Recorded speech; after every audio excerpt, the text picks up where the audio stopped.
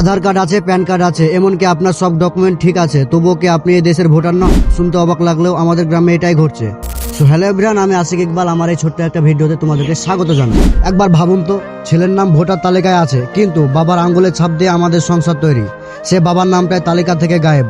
বৈধ কাগজ থাকা সত্ত্বেও কেন অধিকার কেড়ে নেওয়া হচ্ছে? আমার ভোট আমার অধিকার, আর সেই অধিকার কেড়ে নেওয়ার চেষ্টা করলে আমরা চুপ থাকবো না। নেতাদের বলি, আগে ভোটার তালিকা ঠিক করুন, তারপর ভোট চাইতে আসুন। একজন নাগরিকের সব বৈধ কাগজ থাকার পরেও যখন তার নাম ভোটার তালিকা থেকে উধাও হয়ে যায়, তখন বুঝতে হবে সিস্টেমের ভিতরে গলদ আছে। মানুষের ভোট নিয়ে ছেলেখেলা বন্ধ করা হোক। প্রচারের আগে তালিকা সংশোধন চাই। বছরের পর বছর ভোট দিয়ে আসছি, সব প্রমাণপত্র ঠিক আছে, অথচ ভোটের আগে দেখছি আমি আর ভোটার নই। আমার পরিচয় কি শুধু প্রচারের সময় আপনাদের মিছিলে যাওয়ার জন্য?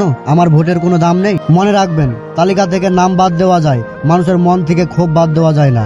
আগে তালিকা ঠিক করুন, তারপর দুয়ারে আসবেন। কাগজ আছে, প্রমাণও আছে, তাও কেন ভোটার লিস্টে আমাদের নাম নেই? জবাব চাই।